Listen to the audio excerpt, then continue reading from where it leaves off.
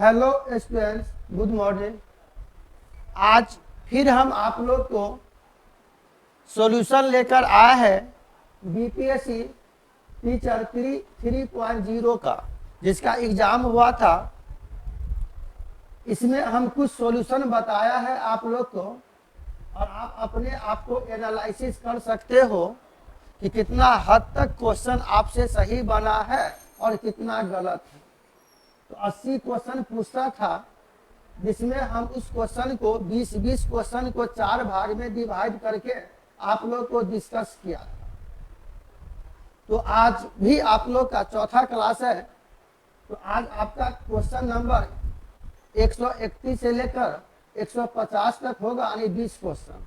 तो हम आप लोग को 4 क्लास में यह 80 क्वेश्चन का डिस्कस किया है जम के, और किस क्वेश्चन का कौन सा आंसर सही होगा आप अपने आप को एनालिसिस कर सकते हो। तो यह हम लोग का एक नया चैनल है एएससी पाठशाला। इसी चैनल पर हम आप लोग को ऑनलाइन क्लास शुरू भी किया है बीपीएससी टीचर 4.0 के लिए।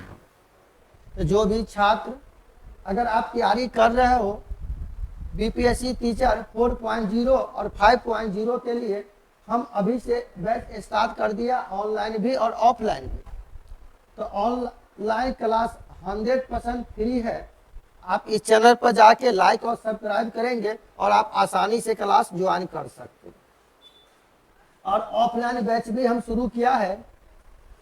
जो यह कोचिंग का एड्रेस है, इस एड्रेस पर आके और यह मोबाइल नंबर दिया गया, इस पर आप संपर्क कर सकते हैं।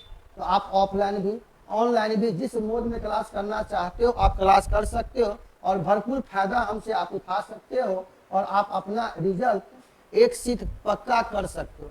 कारण हम जो भी चीज़ पढ़ाएंगे ना आपको कॉन्सेप्ट के साथ। और यह एग्जाम का जो क्वेश्चन था, इसको हम इसलिए डिस्कस कर दिया आप लोग को, ताकि अपने आप को मालूम चलेगा कि किस चैप्टर से कितना क्वेश्चन पूछता है और कितना अंदर जाके क्वेश्चन पूछता है। ऊपर जाकर पढ़ने से आपका रिजल्ट नहीं हो सकता जब तक आप पूरे कॉन्सेप्ट के साथ ना पढ़ेंगे। इसलिए कॉन्सेप्ट क्लियर होना चाहिए, हम बार बार कर रहे हैं, और कॉन्सेप्ट के साथ हम आप लोग को बताएंगे। देखिए अब अगला क्वेश्चन हम यहाँ से ले रहे हैं।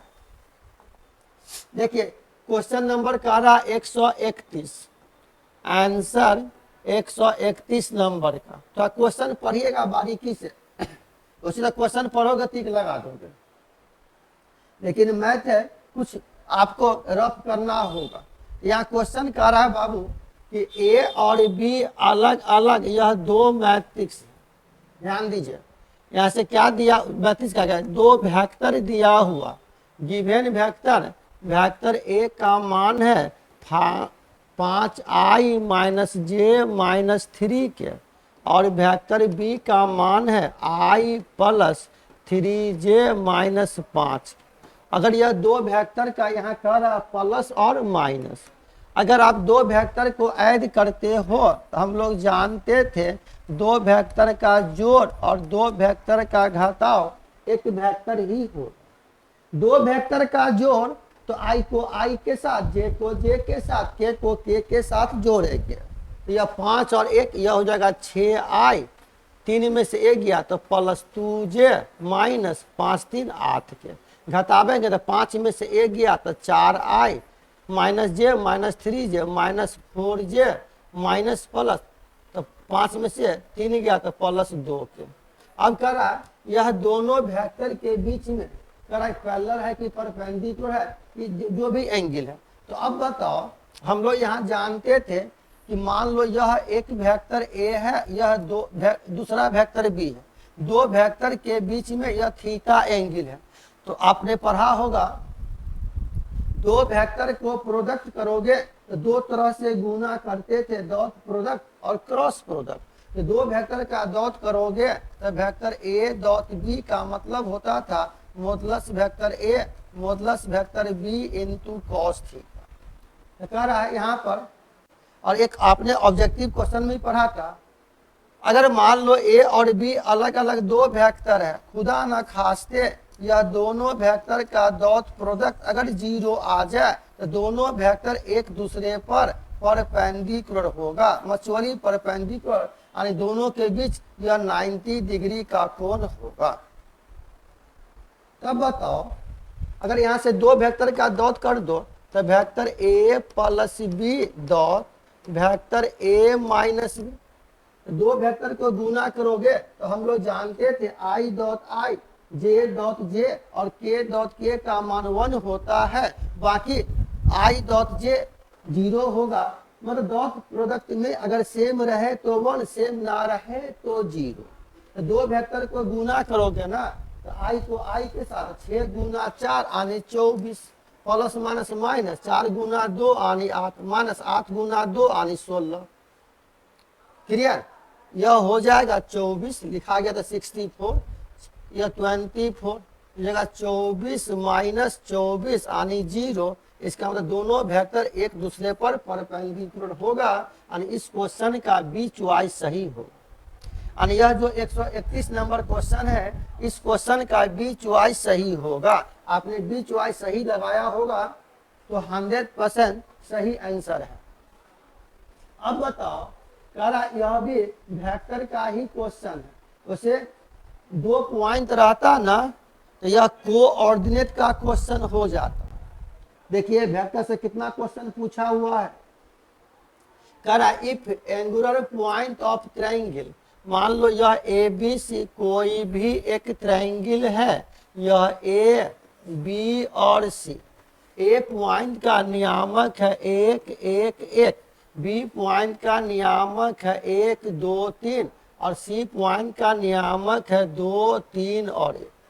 कह रहा then area of triangle is square unit, किसी भी ट्रायंगल का एरिया हमेशा पॉजिटिव होता। अगर नेगेटिव में भी आंसर आ जाता ना तो आप प्लस में ही टिक लगाना। क्लियर है यहां तक? तो अब बताओ, अगर यह एक वेक्टर है तो दो फार्मूला है, सबसे सिंपल फार्मूला बता रहे कि किसी भी वेक्टर को आप ऑर्डर पेयर में भी लिख सकते हो। यह 1 2 3 का मतलब हो गया आई प्लस 2जे प्लस 3 के, 1 1 1 का मतलब आई प्लस जे प्लस के, 2i प्लस 3j प्लस के। क्लियर है? अगर मान लो किसी भी एक पॉइंट को फिक्स मानो, अगर बी पॉइंट को फिक्स मानते हो तो बी पॉइंट से ही यह एक वेक्टर लो बी ए और बी सी, या आप ए पॉइंट को भी लेंगे तो ए बी और ए सी, या सी पॉइंट को लेंगे तो सी बी और सी ए। जस्ट लाइक पोजिशन वेक्टर, तो बी को अगर हम ओरिजिन मान ले तो आप यहाँ से वेक्टर बी ए निकाल लो और एक बार आप बी सी निकाल लो किसी एक पॉइंट से। अब ए को भी ले सकते हो, ए बी और ए सी ले सकते हो। तो बी ए का मतलब पोजीशन वेक्टर, यह हो जाएगा ओ ए माइनस ओ बी, और बी सी का मतलब हो गया ओ सी माइनस ओ बी। तो ओ ए का मतलब आई प्लस जे प्लस के, और बी का मतलब यह हो गया आई प्लस 2j प्लस 3 के। इसमें से घटाओगे तो एक में से एक गया था 0 इंटू आई, एक में से 2 गया तो माइनस जे माइनस 2 के। क्लियर है? ओ सी माइनस ओ बी, 2 में से एक गया तो आई प्लस 3 में से 2 गया तो एक जे प्लस 1 में से 3 गया तो माइनस 2, यानी यह हो जाएगा मुन्ना माइनस 2 के। यह दो वेक्टर है। जब इसका एरिया निकालोगे तो फॉर्मूला होता है area of triangle A B C बराबर 1/2 mod vector B A cross vector B C. और दो वेक्टर का क्रॉस एक वेक्टर ही होगा। अगर आप यहाँ से निकालते हो, मान लो vector B A cross vector B सी, तो दो वेक्टर का क्रॉस एक वेक्टर होगा। तो निकालने का तरीका है, पहला रो में लेंगे आई जे और के, और वेक्टर बी ए में आई जे के का कोफिशिएंट तो 0 -1 और -2, यह 1 1 और -2। डिटरमिनेंट तरीका से तोड़ेंगे। अगर यहाँ पर आई लिया तो यह साफ यह साफ माइनस माइनस प्लस, तो 2 यह हो गया 2 और माइनस माइनस प्लस 2, यह हो जाएगा 4। नहीं समझे? माइनस माइनस प्लस तो 2 माइनस माइनस 2 4, माइनस अगर जे लोग तो यह साफ 0 माइनस प्लस 2 प्लस, अगर यहाँ के लोगे तो यह साफ 0 माइनस प्लस 1, यानी इसका वैल्यू आ गया 4i माइनस 2j प्लस के। जब यहाँ से रखिएगा ना यह हो गया 1/2 मॉड वेक्टर हो गया 4i माइनस 2j प्लस के ये जगह 1/2 रूट ऑफ आई जे के का गुना 4 का स्क्वायर 16 माइनस 2 का स्क्वायर 4 1 का स्क्वायर 16 4 20 यानी रूट ओवर 21/2। अब इस क्वेश्चन का आंसर हो जाएगा आपको सी नंबर से रूट 21/2। क्लियर। चलते हैं नेक्स्ट क्वेश्चन। हम पूरे डीप में बता रहे हैं आपको, टाइम ज्यादा लग रहा है लेकिन हम आपको डीप में बता रहे हैं और इससे आप जज करो अपने आप को कितना गहराई तक क्वेश्चन पूछता है। और मैक्सिमम क्वेश्चन कॉन्सेप्चुअल है। अगर कॉन्सेप्ट क्लियर है तो आसानी से आप बना सकते हो, लेकिन हम एज ए टीचर थोड़ा एक्सपेंड करके आपको बता रहे हैं ताकि आप अपने आप को जज करें। आपको और मेहनत का जरूरत है और थोड़ा मेहनत बढ़ा दोगे तो आपका रिजल्ट श्योर पक्का है। देखो 133 नंबर क्वेश्चन क्या करा, the equation of the line which Passage through the point. Vector का क्वेश्चन है, करा कि यह कोई लाइन है जो किसी एक पॉइंट से पास किया जिसका नियामक है 1 2 और 3 and parallel to the vector. इस वेक्टर का यह पैरेलल है। यह वेक्टर दिया हुआ 3i प्लस 2j माइनस 2 के।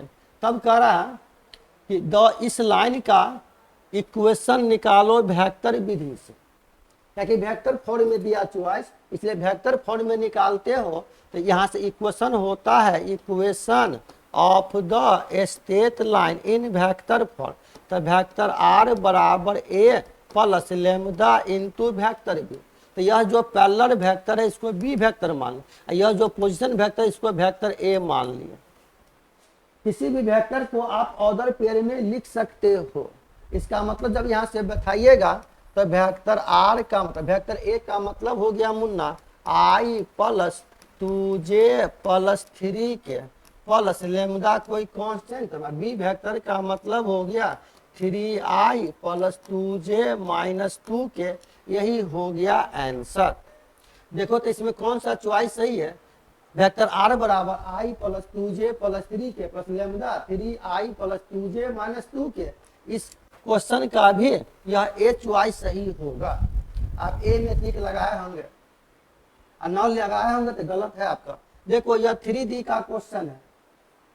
वेक्टर और 3D 12 में भी पढ़ना था, ऑनर्स में भी पढ़ना था।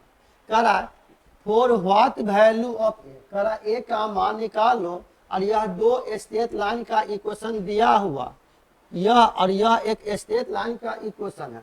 तो स्ट्रेट लाइन का इक्वेशन इस तरह आप याद रखेंगे कि मान लो यह कोई लाइन है जो किसी एक फिक्स पॉइंट से पास किया x1 y1 और z1। इस वेक्टर का मान लो डायरेक्शन कोसाइन है LMN। इस लाइन का इक्वेशन होता है x माइनस x1 बटे l, y माइनस y1 बटे m, z minus z1 by n। यह स्ट्रेट लाइन का इक्वेशन होता।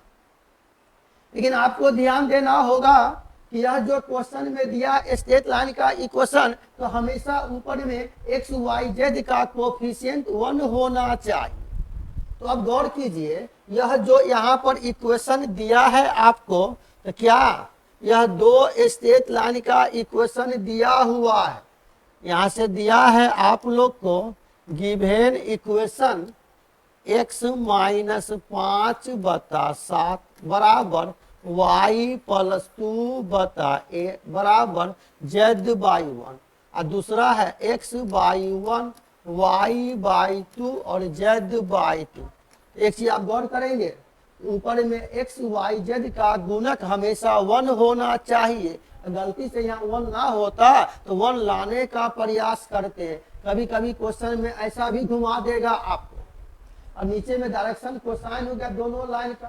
तो कह रहा है दोनों लाइन अगर पैरेलल होता तो दोनों के डायरेक्शन कोसाइन का रेशियो सेम होता है, a1 by a2 b1 by b2। लेकिन परपेंडिकुलर होता दिया हुआ, यह परपेंडिकुलर है, इसका मतलब दोनों के डायरेक्शन कोसाइन को गुना करके ऐड करोगे तो मस्ट बी 0।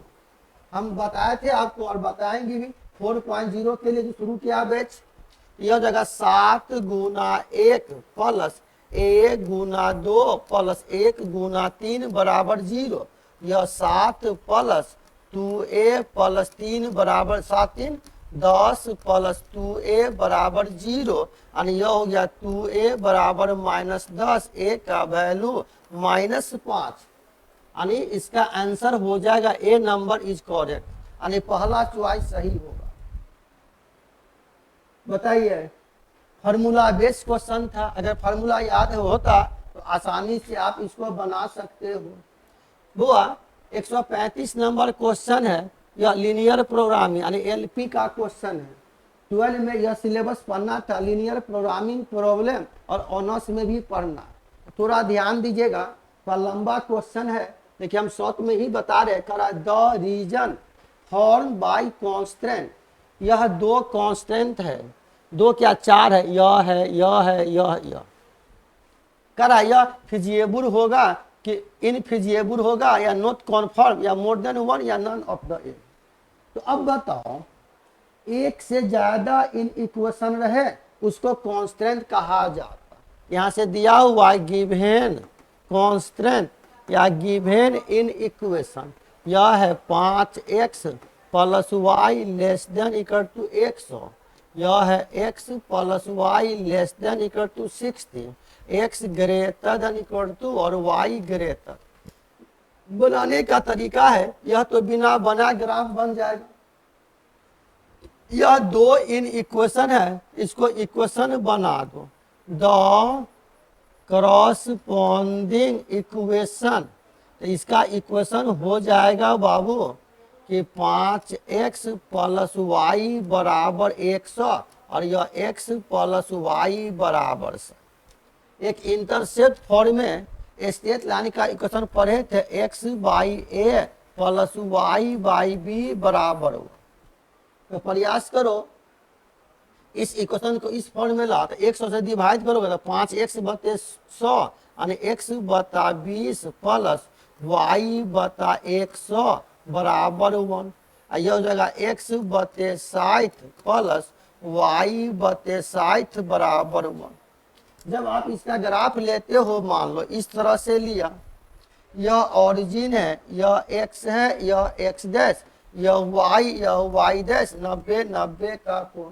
पहला नंबर से हम देख रहे हैं कि इंटरसेप्ट x का मान 20 मान लो यहाँ पर है और y का मान 100 मान लो यहाँ पर है। यह पॉइंट हो गया 20 और 0, यह हो गया 0 और 100। ये दोनों पॉइंट को मिलाओगे तो मान लो यही ग्राफ हुआ। अब करा इस लाइन से ओरिजिन यहाँ पर है, तो ओरिजिन को चूज करो। अब ओरिजिन का मान इस इन इक्वेशन में दो, तो x का मान 0, y का मान 0, तो 0 लेस देन इक्वल टू 100 यानी सेटिस्फाई कर गया, यानी इस लाइन से इधर सैडेड करेंगे।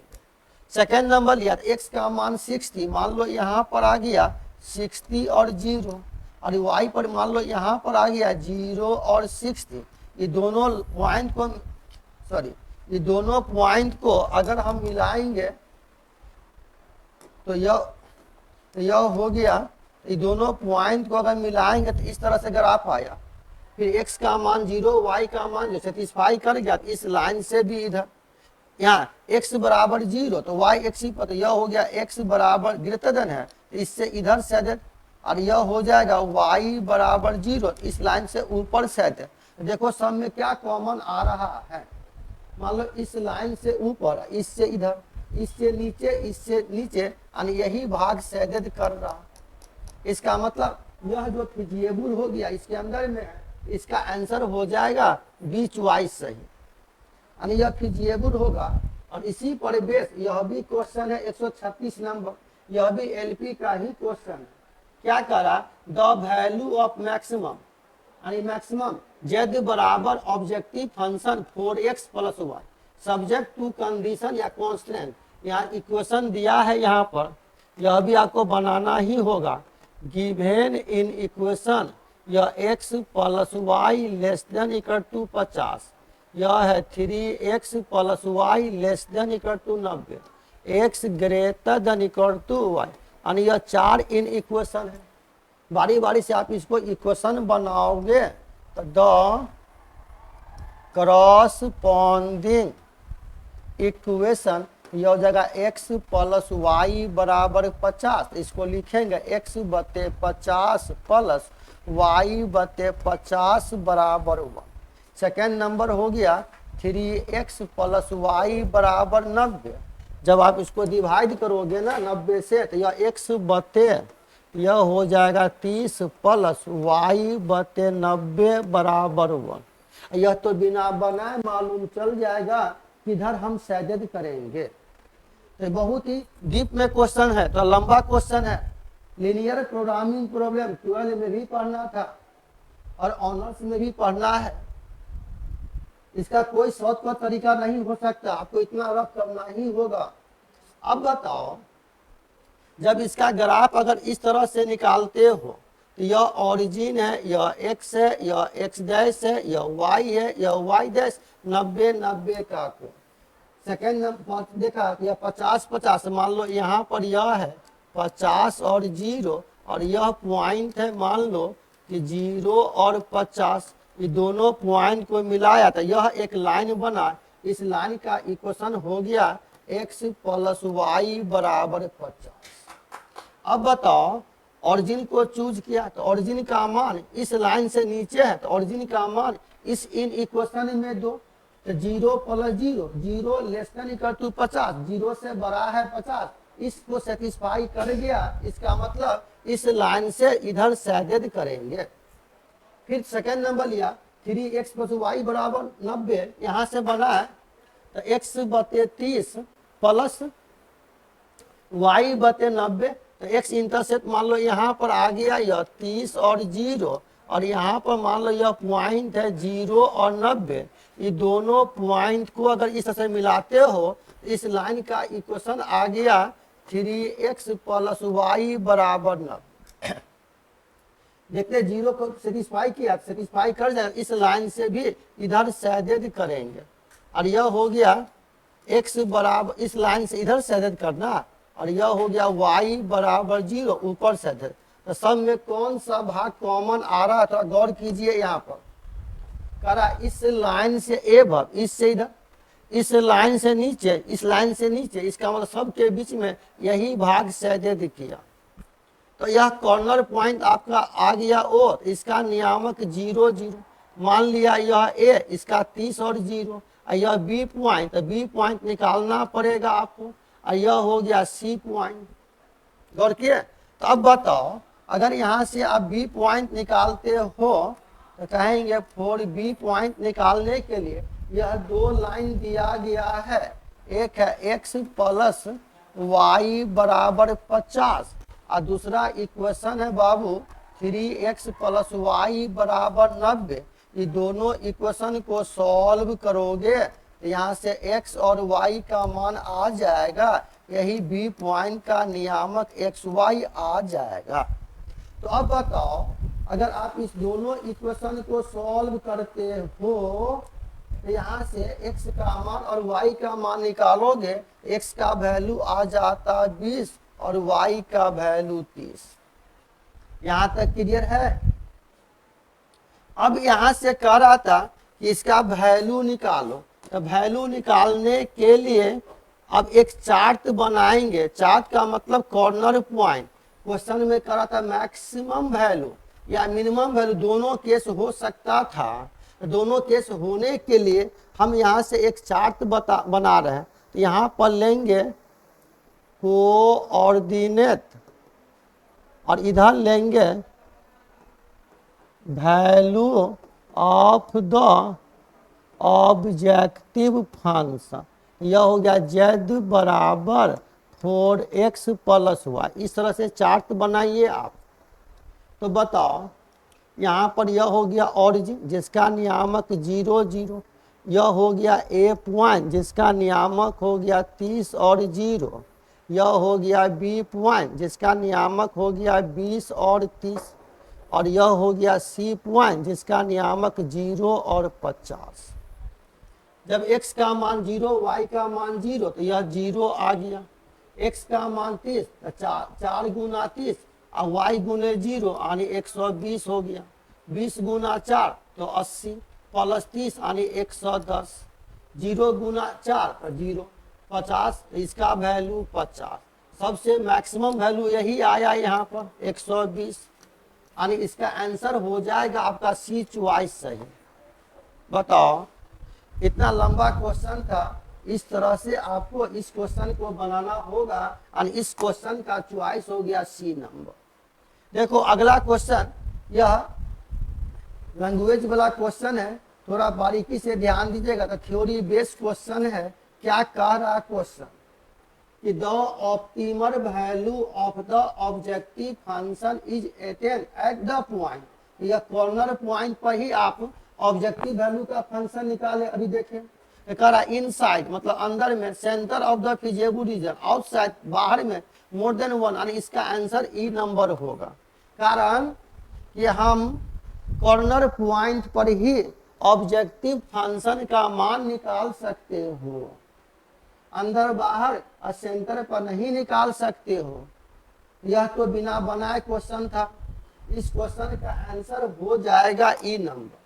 देखो अगला क्वेश्चन करा solution by simplex method is given by, तो simplex method linear programming problem में ही दो टाइप्स का क्वेश्चन था, एक ग्राफिकल मेथड जो अभी 2 क्वेश्चन दिया था ग्राफिकल मेथड से, और एक था सिंपलेक्स मेथड जो ऑनर्स में पढ़ाई होता। तो सिंपलेक्स मेथड का जो सॉल्यूशन था ना, उसका खोज किया था जीबी डेंजिक, यानी इसका आंसर पहला नंबर चॉइस होगा, 138 का ए नंबर सही होगा। क्लियर है?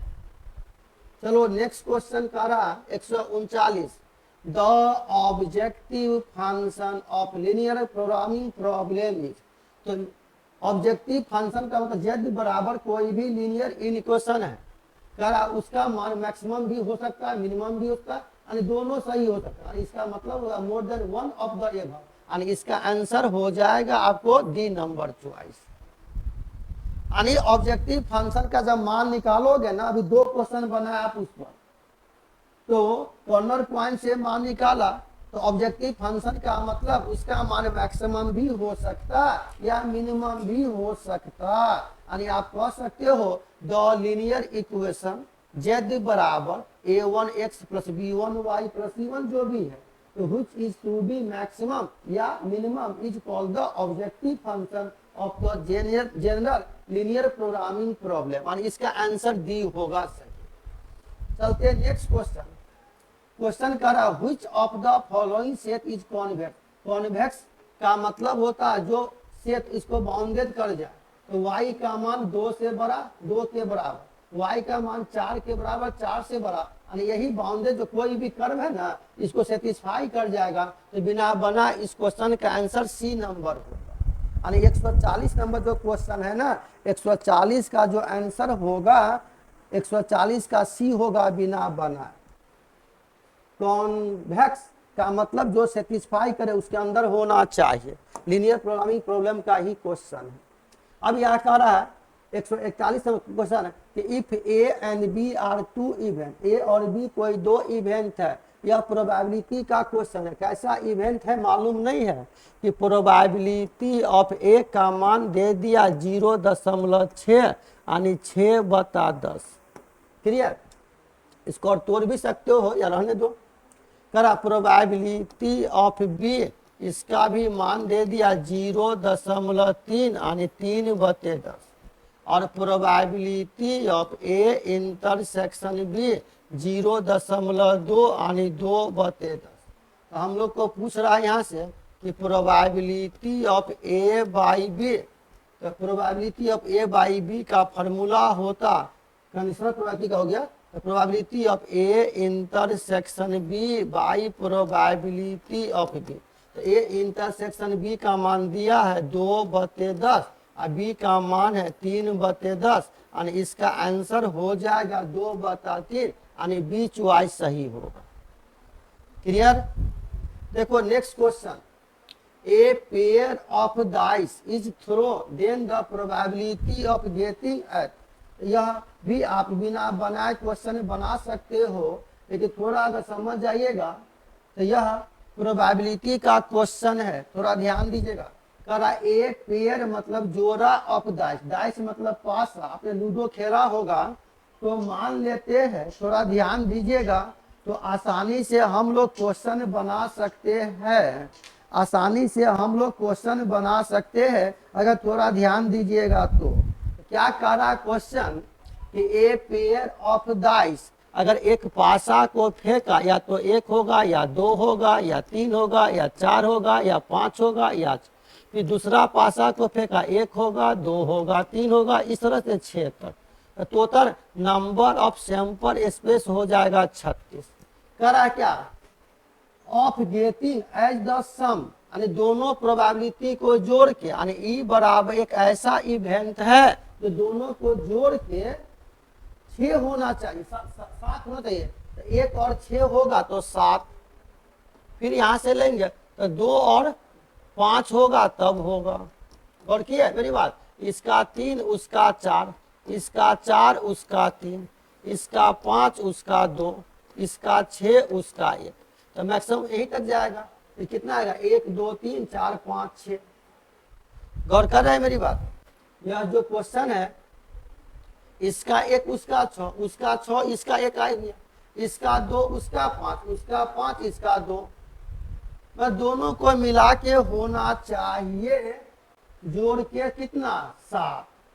ए pair of dice is throw, probability का क्वेश्चन है जो है ना, उसका प्रोबेबिलिटी निकाल of getting 7 as the sum, दोनों को जोड़ के इसका वैल्यू होना चाहिए, इसका वैल्यू होना चाहिए कितना 7, तो इतना आ जाएगा। अब बताओ तो नंबर ऑफ इवेंट बराबर 6, इसीलिए प्रोबेबिलिटी ऑफ ए, तो फॉर्मूला पढ़े थे number of E by number of S, 6/36 कद खुद के 1/6, और इस क्वेश्चन का आंसर हो जाएगा ए चॉइस सही, यानी आप ए में टिक लगाओगे। थोड़ा सिंपल क्वेश्चन था, यह भी प्रोबेबिलिटी का ही क्वेश्चन है, थोड़ा ध्यान दीजिए। The probability that a leap year, तो लीप ईयर का मतलब होता है कि लीप ईयर 4 साल पर आता है, तो लीप ईयर का मतलब 366 दिन, जनरली एक साल में 365 दिन होता है। करा विल हैव 53 फ्राइडे, जिसमें 53 गो फ्राइडे होता। अब तो सोचिए आप, एक साल में होता 365, 365 में 7 से भागा दोगे तो पूरा पूरी भाग लग जाएगा, 7 पंचे 35, जो जाएगा 7 पंचे कितना, 7 पंचे काटोगे ना, 7 पंचे 35, 1 5 तिया 15, यानी 53 गो तो कंप्लीट आ जाएगा फ्राइडे। अब कह रहा है यहाँ तो 366 दिन है, 366 में अगर 7 से भागा दो तो 1 गो शेष बच गया, तब लीप ईयर में क्या गो 53 गो तो कंप्लीट आ गया। यह एक फ्राइडे किसी के साथ आ सकता, हम जानते थे यहाँ से Sunday, Monday, Tuesday, Wednesday, Thursday, Friday और सैटरडे होता। तो यह फ्राइडे जो है किसी दो के साथ, इसके साथ या इसके साथ या इसके साथ, इस तरह से लोगे तो कुल मिला के 2-2 दिन का आ जाता। टोटल नंबर 7 है, इसका आंसर लीप ईयर का जब भी होगा ना, इसका आंसर हमेशा 2/7 ही होगा, यानी इसका आंसर बी चॉइस सही होगा। क्या है कि एक दिन बच गया, फ्राइडे किसी दिन के साथ आ सकता ना, 2-2 दिन अगर आप कंपेयर करोगे तो 2/7। वैसे डीप में हम बताएंगे, बैच में पढ़ाएंगे प्रोबेबिलिटी से कितना क्वेश्चन है। देखो 144 नंबर क्वेश्चन करा कि यह इलाहाबाद है, इलाहाबाद, इसमें करा कि इसका the number of permutation, permutation मतलब अरेंजमेंट, इलाहाबाद को कितने तरह से आप अरेंजमेंट कर सकते हो, of the latest of the, total इसमें क्या गो नंबर है बाबू, टोटल नंबर ऑफ वर्ड्स हो गया 1 2 3 4 5 6 7 8 9 9। इसका मतलब टोटल प्रोबेबिलिटी निकालोगे इसका ना, टोटल अरेंजमेंट कहो या प्रोबेबिलिटी कहोगे तो फैक्टोरियल 9। अब इसमें कौन सा लेटर रिपीट हो रहा, तो मान लो ए एक बार, 2 बार, 3 बार, 4 बार, तो यह हो जाएगा फैक्टोरियल 4। एल यहाँ 2 बार, तो फैक्टोरियल 2। अब तो कोई लेटर दोबारा रिपीट नहीं हो रहा। जब इसको एक्सपेंड करोगे तो 9 गुने 8 गुने 7 गुने 6 गुने 5 गुने फैक्टोरियल 4। फैक्टोरियल 4 रहने दो, फैक्टोरियल 2, 2 गुना 1, फैक्टोरियल 4 कट गया, ये 2 से इसको काट दिया, 2 चौका 8, इसका वैल्यू आ गया 9 गुने 4 गुने 7 गुना 6 गुना 5। जब इसको गुना करोगे ना तो इसका वैल्यू आता 7560। और इस क्वेश्चन का आंसर सी चॉइस सही होगा। क्लियर है? चलो नेक्स्ट क्वेश्चन देखिएगा। कह रहा ए और बी कोई 2 इवेंट है, और यहाँ पर दिया है कि प्रोबेबिलिटी ऑफ, अभी एक क्वेश्चन बताए थे ए बाई बी बराबर है प्रोबेबिलिटी ऑफ बी बाई ए। और ध्यान देना सेट थ्योरी में, प्रोबेबिलिटी सेट थ्योरी में कम्यूटेटिव लॉ यूनियन के केस में और इंटरसेक्शन के केस में, तो ध्यान देना कि ए यूनियन बी लो या बी यूनियन ले, बी यूनियन ए समान होगा, या ए इंटरसेक्शन बी या बी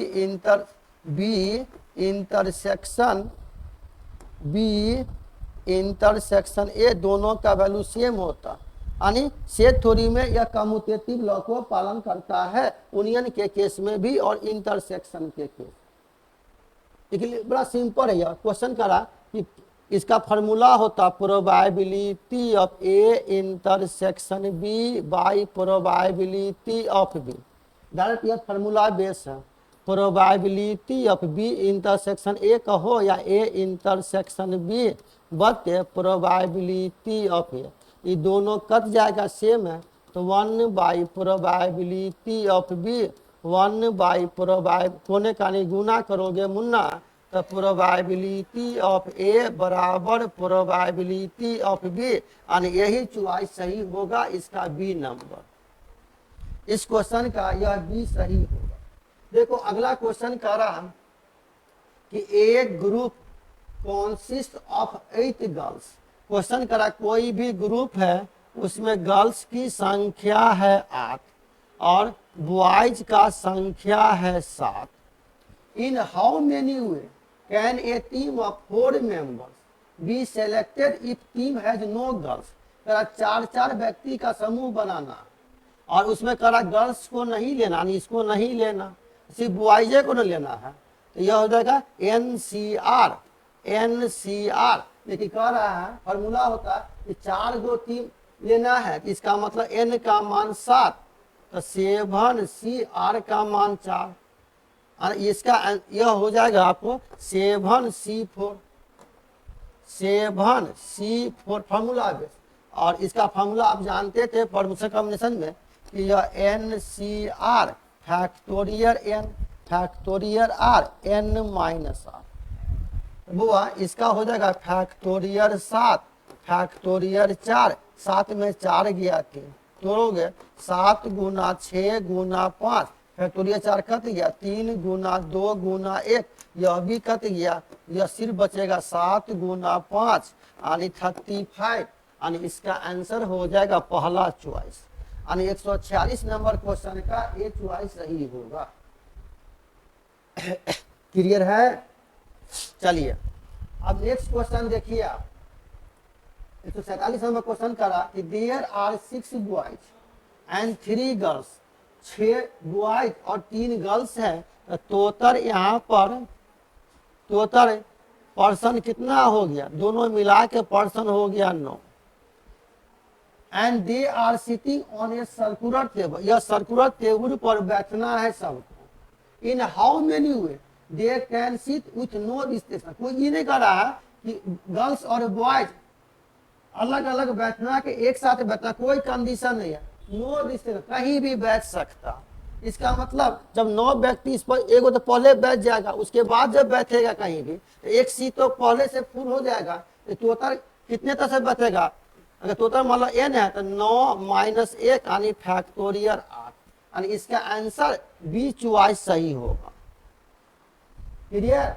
147 नंबर क्वेश्चन का बी चॉइस सही होगा। टोटल नंबर में से एक कम लेते ही फार्मूला होगा n-1।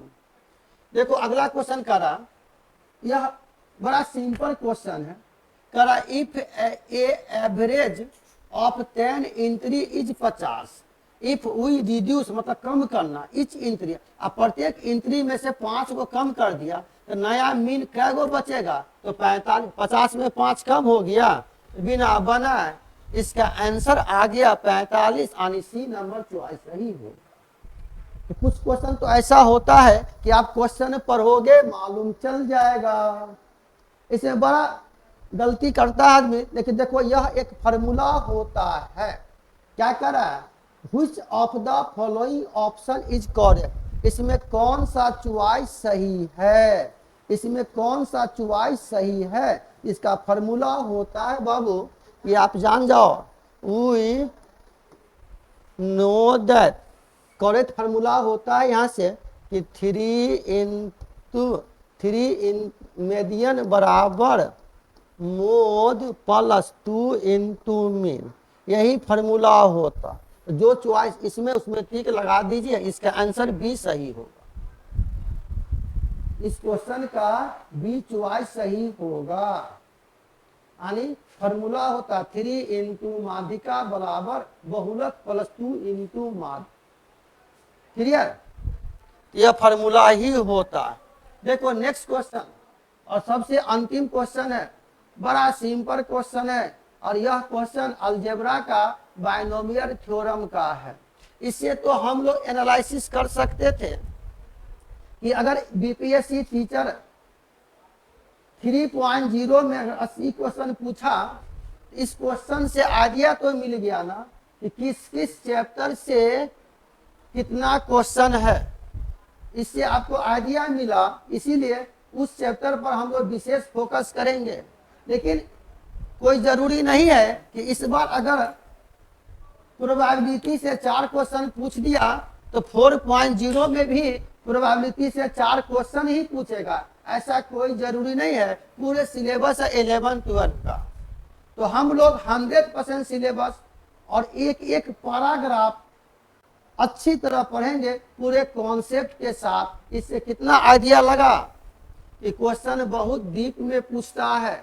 कुछ क्वेश्चन ऐसा है जो आप क्वेश्चन पढ़ोगे मालूम चल जाएगा, लेकिन अगर आप कॉन्सेप्ट के साथ पढ़ेंगे तो यह हम वादा करेंगे कि 80% क्वेश्चन आप क्वेश्चन पढ़ोगे और एग्जाम हॉल में मालूम चल जाएगा इस क्वेश्चन का सी सही होगा कि ए सही होगा। लेकिन हम एज ए टीचर, इसलिए हमने 20-20 क्वेश्चन को डिवाइड किया और हम डिस्कस करके बता रहे थे आप लोग को। इसे टाइम टेकन थोड़ा ज्यादा लगा या कम लगा, टाइम पर नहीं भागना है, हम आपको क्वेश्चन को डिस्कस किया था। इसीलिए इस कितना गहराई में पूछता है, इससे आप अपने आप को एनालिसिस करो। और अगर आप एग्जामिनी है बीपीएससी टीचर 4.0 या फिर आगामी 5.0 के लिए, तो इस तरह से आपको तैयारी करना होगा, यानी फुल्ली एनसीईआरटी और एससीईआरटी बेस। देखा कुछ क्वेश्चन ऐसा भी है जो ऑनर्स लेवल का भी क्वेश्चन है। तो हम भी बैच शुरू किया है ऑनलाइन भी और ऑफलाइन भी, लेकिन हम लोग का जो चैनल है एएससी पाठशाला, उस पर हम पूर्णतः फ्री क्लास दे रहे हैं टीचर 4.0 के लिए, जब तक आपका एग्जाम नहीं हो जाता। और एक ऑफलाइन क्लास भी चल रहा है बीपीएससी टीचर 4.0 के लिए, जिस कोर्स का मात्र हम मिनिमम फी रखे हैं, पूरे भारत में सबसे सस्ता फी और पढ़ाई जबरदस्त। जब आप क्लास करेंगे तो मालूम चल जाएगा। मात्र 499 रुपया। जो पटना में हो वह ऑफलाइन भी आके पढ़ सकते हो, जो घर बैठे हो वह अपने आप ऑफलाइन का मजा घर से आप ले सकते हो ऑनलाइन क्लास में। अगर आपको जुड़ना हो तो नंबर दिया गया डिस्क्रिप्शन पर। मेरे चैनल का नाम है एएससी पाठशाला, उसको आप लाइक और सब्सक्राइब कर लें ताकि नेक्स्ट नोटिफिकेशन आपको आसानी से मिल जाए। और हम दोनों मोड में क्लास शुरू कर दिया, ऑनलाइन भी और ऑफलाइन भी।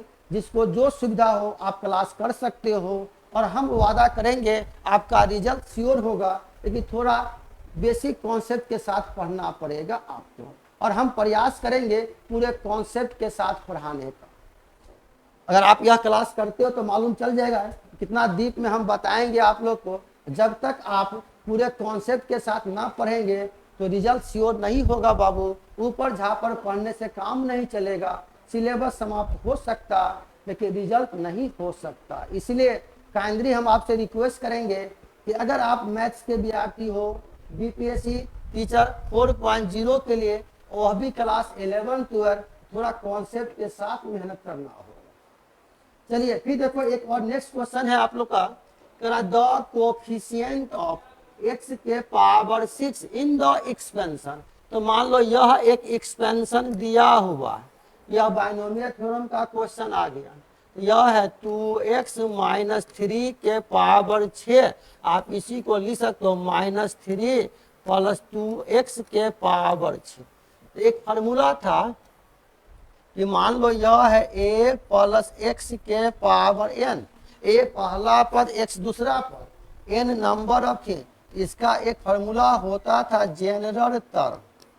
जनरल टर्म का फार्मूला PR प्लस 1 तो NCR और a के power n minus r x के पावर।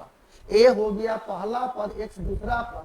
जब यहाँ से वैल्यू दिया, जब आप यहाँ से कंपेयर किया इस फार्मूला से, तो a का वैल्यू -3 और x का वैल्यू 2 ऐसा n का मान 6।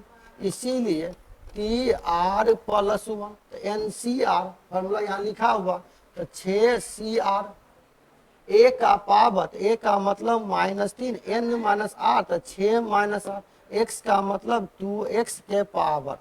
ये हो जाएगा 6CR, ये जगह -3 के पावर 6 माइनस r और 2 के पावर r, x के पावर 6। अच्छा x का पावर यहाँ पर हो गया r। अब क्वेश्चन क्या करा, कोफिशिएंट का मतलब गुणक। वैसा कौन सा टर्म है जिस टर्म में कह रहा कि x के पावर 6 का कोफिशिएंट इस एक्सपेंशन का इसमें कितना हो।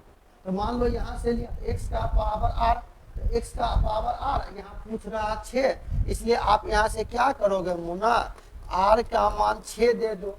जब r का मान अगर आप 6 यहाँ दे देते हो तो आप अनुमान लगाइए, यहाँ से यह हो जाएगा r का मान 6 तो 30 से रहेगा 6 माइनस 3 के पावर 6 माइनस 6 0 और 2 के पावर 6 और x के पावर। तो कोफिशिएंट का मतलब यही ना हुआ, x के पावर 6 का कोफिशिएंट।